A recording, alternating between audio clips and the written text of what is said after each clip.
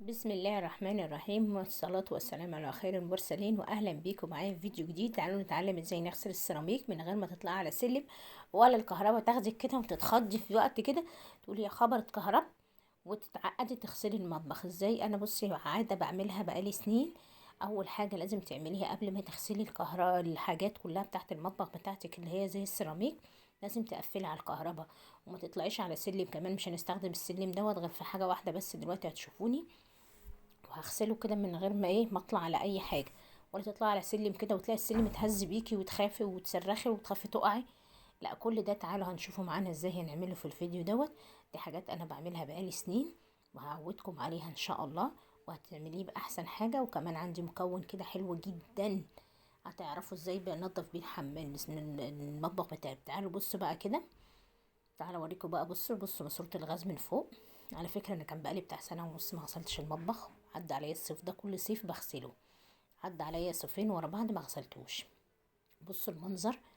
بصوا طبعا دي طبعا بتبقى رواسب دهون ورواسب تراب، والشباك ده عشان كنت مجدده قريب فلسه فيه شويه حاجات ما خلصتش فينش. وبصوا دي علبه الكهرباء. تعالي بقى هشوف انا هوريلكم بقى ولا تحطي بقى منظفات تتعب صدرك ولا الحاجات الروايح اللي انتوا عارفينها. بصوا بقى ده بعد بقى بصوا ما نضفت بقى كده. ده كده انا كنت خلصت، وده التصوير الاخير. انا بصوا خلصت بقى ونضفت بقى السيراميك بقى. بصوا بقى كان تحفه ازاي. بصوا خلاص بقى كده نضف جدا جدا. خلاص ما بقاش فيه بقى ترسبات على ماسورة الغاز ولا على فروق السيراميك ولا الفيش كده، ساعات بتبقى عليها رواسب. طبعا الفيش دي فيها سدادات بس لازم برضو أأمن نفسي. وادي الشباك. شوفوا الماسورة بقى بتاعت الغاز بقى عندي لفة شوية كده كبيرة. البوتاجاز فين؟ في اخر الدنيا.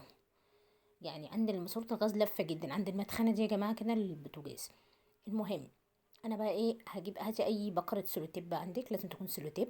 بتجيبي شريط لحام السولوتيب الابيض ده الشفاف، وهنطلع على السلم ده بس مجرد ان احنا نطلع بيه الوقت ده بس، مش اكتر من كده. بروح جايبه بقى، افتحي بقى. عارفين اللزق ده بيبقى لازق وعشان الضوافر بقى والغسيل بتبقى مكسره من المواعين. الكاميرا مش عارفه بتنور وتطفي. المهم بقى بصوا كده بقى بعمل كده، بكلم ابني بس ابني تحتيه عايز يطلع على السلم ورايا. بصوا انا كده بلزق بقى حوالين العلبه بتاعت الكهرباء اللي هي لوحه اللوحه اللي بتبقى في المطبخ. العلبه بتاعت الكهرباء اللي في المطبخ. بعمل بقى انا بقى باخد الاربع اجناب بدوس كده بالبلاستر بتاعي دوت. بجيب كده الجنبين من هنا ومن هنا، هو عامل زي المستطيل او المربع زي ما يكون عندكم. هي بتبقى بقى في ناس بتبقى عندها اكبر من كده وفي ناس اصغر وفي ناس متوسطه زي دي كده. زي ما اكون باخد المربع كله زي ما انتوا شايفينه كده، وتدوسي بقى على نصها تبقى على على البلاستيكيه بتاعت اللوحه، ونصها فين؟ على السيراميك. بصوا بقى اجي بقى عند الفيش بقى. طبعا اكتر حاجه فيها فيش المطبخ انتم عارفين، فيه بقى كذا فيشه بتبقى في المطبخ وكذا مكان. بروح جايبه قماشه مبلوله تكون منديه يا دوب مش كتير، وتمسحي بقى الدهون والترسبات اللي بتبقى حوالين الفيشه كده الاول، وتسيبها كده دقيقه كده. بنسيبها بتاع دقيقه ولا دقيقتين كده تنشف. وبعد كده طبعا الفيشه دي عندي فيها سدادات بس لابد ولازم ان انا اجيب البلاستر واعمله حواليها كده. السداد ده طبعا مش هتدخل اي ميه جواها بس لابد انها تخش منين؟ هتخش من السيراميك من ورا كده بين الفيشه وبين السيراميك. طبعا بتبقى في فروق كده مفتحه برضو مش للدرجه دي، يعني بتبقى في القص بتاع السيراميك بتبقى في فروق كده صغيره، والميه طبعا بتدخل من اضيق مكان. هجيب بقى بص لازم الضوافر تنزلوا كده بايديكم. تنزلوا اللزق كده تنزلوا كده بايديكم، بتلزقوا لزقه حلوه كده من الجنبين ومن فوق ومن تحت. لازم تدوسوا كده بحروفكم، ايوه تدوسوا كده. بالسكينه طبعا بقفل كده. وخلاص كده انا قفلت على الفيش. بمسك بقى كل فيشه بس بقول لكم بالصوابع الاربعه كده تدوسوا كده على جناب الفيشه بحيث ان هي ما تخليش اي مكان يدخل منه ميه. بصوا السيراميك انتوا باين عشان هو سماوي يا جماعه فباين ابيض، جاي في الكاميرا ابيض بس هو اصلا سماوي فاتح، فلونه كده يعني لونه جاي ابيض عندكم في الكاميرا، مع اني مش مفلتره يعني للدرجه دي، بس هو جاي كده. بس انا بقفل بقى على الفيش امان واحتياطي. تشوفي بقى طلعي التلاجة بره لو عرفتي تشديها. لو المطبخ ثابت عندك هاتي مشمع غسيل وغطيه عشان تعرفي بقى ايه تغسلي. بصوا انا خلصت جميع الفيش، ما خليتش ولا فيشه كده الا لما خلصتها، عندي بتاع 6 7 مش عارفه، عندي كتير. هنجيب بقى مقشتنا الحلوه ديت، شوفي اي مقش عندك قديمه اللي بتستخدميها هي هتتغسل كده كده. وهاتيلي بقى لوفة استحمام تكون قديمة. افضل ان انت لو لفت الاستحمام هترميها، خليها للحاجات زي كده تغسلي بيها، بتبقى حلوة جدا احسن من المقشة. بس المقشة ممكن تستخدميه في الحمام بس، لكن هنا محتاجين حاجة تشرب الصابون والحاجات البعاد اللي هنحطها عشان تعرفي تغسلي. شوفي بقى استك فلوس، انا دورت بصراحة على الاستك ما لقيتش، مش عارفة ابني بياخدهم بيعملهم نشانات كده بيخلص عليهم، ما بلاقيهمش في البيت. جبت اي رباط عندك، اي رباط، وهاتي لوفة بس تكون ايه يعني مستغنية عنها بقى خلاص. جددي بقى اللي عندك في الحمام وخدي دي بقى، هتريحك جدا، هتريحك جدا. لازم لوفة. انا خلصت الليفة ربطتها من هنا ومن هنا بالمنظر دوت، وربطة حلوة كده بحيث انها متفكش ولا توجع قلبك ولا تقفي ولا تتعبي نفسك وتقفي على حاجة وتقولي هقع من على السلم. تعالي نعمل بقى الخلطة بتاعتنا اللي هنشتغل بيها. اول حاجة انا معايا مصفتي كده مصفى. بصوا انا غالية ايه، غالية مية قشر الليمون. دي مية بص بتقهر الدهون جدا جدا، وريحتها بتخلي المطبخ برضو ريحته حلوة. وهنزود الريحة دلوقتي بحاجة تاني. بصوا انا بصفي اي تفل بقى بتاع الليمون والقشر الليمون. انا غالية ليمون كتير جدا، دي كانت العلبة عندي مليانة، ده واخدة بس نص، واخدة حوالي كده كوبايتين 3 شاي كده، يعني مجين كده حلوين. واحط عليهم شوية كربونات التفاعل واشتغل حوالي معلقتين كبار كده. دي بقى احسن بقى من المنظفات اللي انا كنت بجيب ساعات المنظفات اللي هي بتاعت الدهون دي، قاهرة الدهون دي، البخاخات اللي انتوا عارفينها يماه. ودول شويه مسحوق، وكانت بتعمل لي ريحه في صدري ووجع قلبي، كنت برش على ماسوره الغاز والحاجات اللي انتوا عارفينها دي واللي حوالين البوتاجاز. وهنحط شويه مسحوق عشان تدي ريحه حلوه. حطينا ميه الليمون او عندك سوري كام ليمونه، وشويه نص كوبايه صابون، وشويه ومعلقتين كبار كده بتوع كربوناتو، ومعلقتين مسحوق اي نوع مسحوق عندك كده. التفاعل ده هنسيبهم كده ثواني، انا هسيبهم كده شويه عشان لما نيجي ننزل بقى كده ايه يكونوا هما اتفاعلوا مع بعضهم. وبعد كده هجيب اول ما تسيبتهم بقى اتفاعلوا شويه، وهروح جايبه ايه حوالي رتل ميه كده. الشفشف ده عندي رتل كده، رتل حسب المطبخ عندك اكتر. هو مش بياخد كتير لعلمكم، ما بتشربش الكميه كلها. بروح ماسكه بقى كده كله، اقلب بقى تقليبه حلوه كده، واشرب بقى اللوفه بتاعتي والمقشه دي. من المقشه بصوا هتنضف. طبعا انا كنت قايله لكم على خلطه الحمام كانت حلوه جدا، بس بقول لكم البسوا حاجه قديمه عشان بتبقى فيها كلور، بس بتخلي ريحه الحمام تحفه، اللي انتوا عارفينها كنت عاملاها قبل كده. يلا بينا بقى. بصوا دي الكاميرا باينه، الكاميرا باينه في السيراميك مش مهم، بحاول اظبطها كده، احاول اجيب لكم من فوق. بنزل بقى المقشه بتاعتي في اللوفه بتاعتها كده في قلب المسحوق، حطها على الارض تحت مني. وبصوا بقى هجيب اوريلكم بقى هنجيب ايه. هنا الماسوره الغاز من الناحيه دي بتبقاش متوسخه، او الناحيه اللي هتبقى ناحيه البوتاجاز بس. دي بقى اللفه بتاعت الماسوره كلها. بغسل بقى كده حواليها كله كده ببل. انتوا فاكرين ما تبلش، هو لا بالعكس ده فيه بس هي مش باينه قوي، يعني عشان السيراميك فاتح مش باينه، عايز السيراميك غامق كانت تبان عليه. هو مش هيعمل رغوه، بس النظافه مش مهم رغوه، احنا بنجيب النظافه. انا بعمل كده اهوت وبسيبه حوالي ايه 10 دقايق عبات ما بخلص. بقول لكم 10 دقايق عبات ما ايه اروح اعمل مثلا حتة تانية، اعمل حاجة تانية. بسيبه كده محطوط على ايه، على الخلطة دي، محطوطة على السيراميك وعلى الماسورة كده. وفي ناس بتحب تغطي ماسورة بالفويل براحتكم، بس هما بيقولوا خطر يعني بلاش، عشان بتشغلوا الفرن في الصيف فالماسورة تبقى سخنة. هي والله مش بتحتاج، لو عملتوا الخلطة دي مش هتحتاج، واللي تلاقيها موسخة جدا ممكن ترجع تعملها بشوية لاكيه. بصوا بقى انا بعمل كده وبسيبها.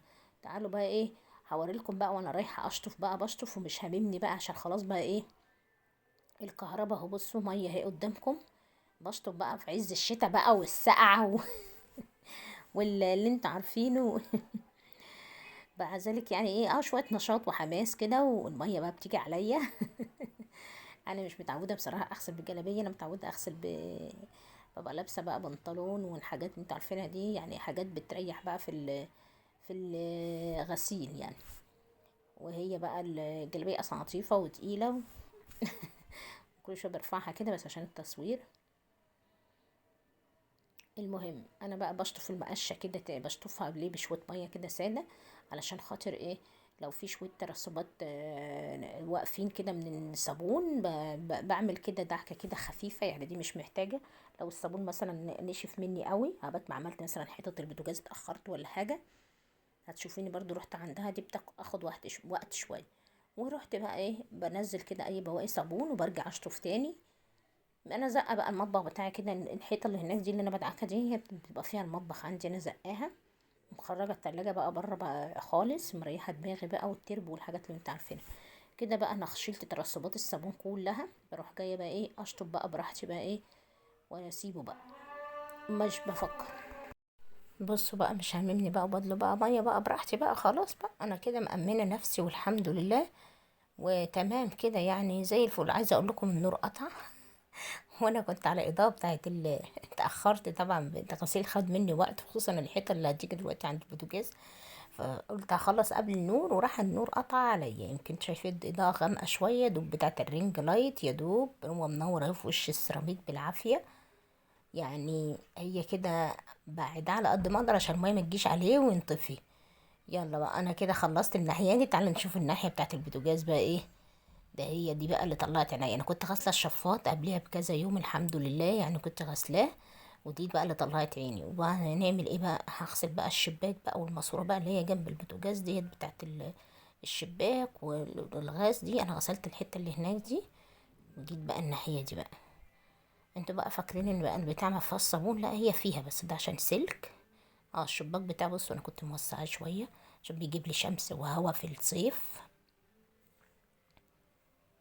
بيريحني بقى، ما قدامناش حد بقى، فالواحد بقى بايه، بيبقى سايبه بقى مفتوح بقى، قدامنا حيطه مقفوله. بص مش هابمني بقى مفتاح الماتوره اهوت، يعني انتوا عارفين الكهرباء بتاعته تبقى شديده كمان عن اي كهرباء، بتبقى الفولت بتاعه عالي عن عن مفاتيح الفيش. وكنت بقى بحطط تاني، هو حطيت حوالي طبعا بلاستر، طبعا مش انتحار.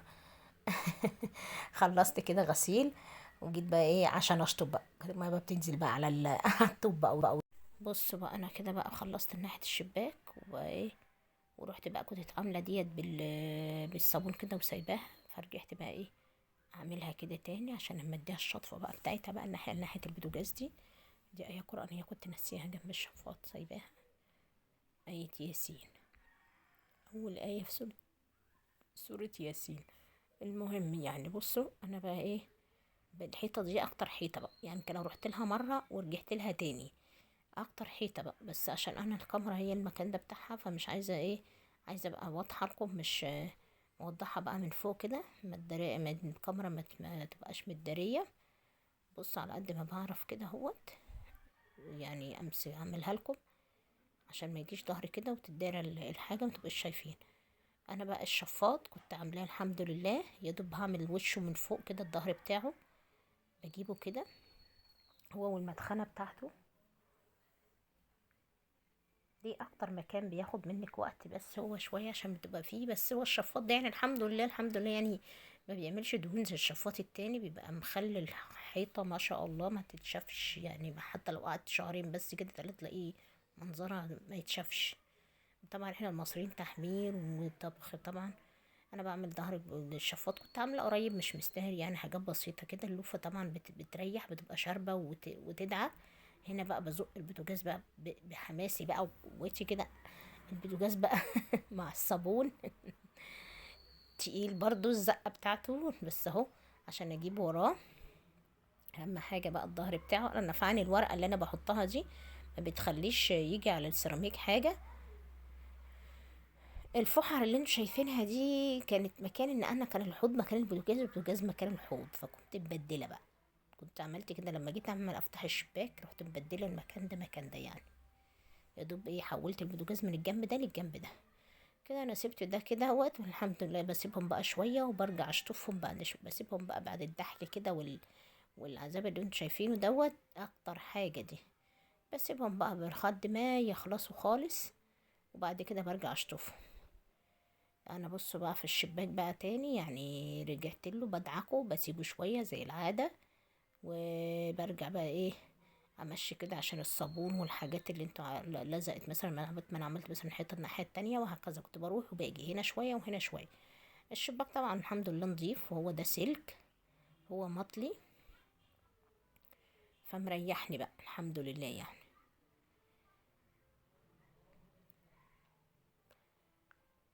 كده بقى انا ريحتكم، بتطلعوا على سلم ولا تعزمي نفسك اي حاجه كده تعمليها بالمقشه. على فكره المقشه بتبقى حلوه جدا في الغسيل، وبتريح سواء في سيراميك مطبخ او حمام، او حتى لو بتغسلي الحوائط عندك في الشقه، بتريح جدا جدا جدا. بس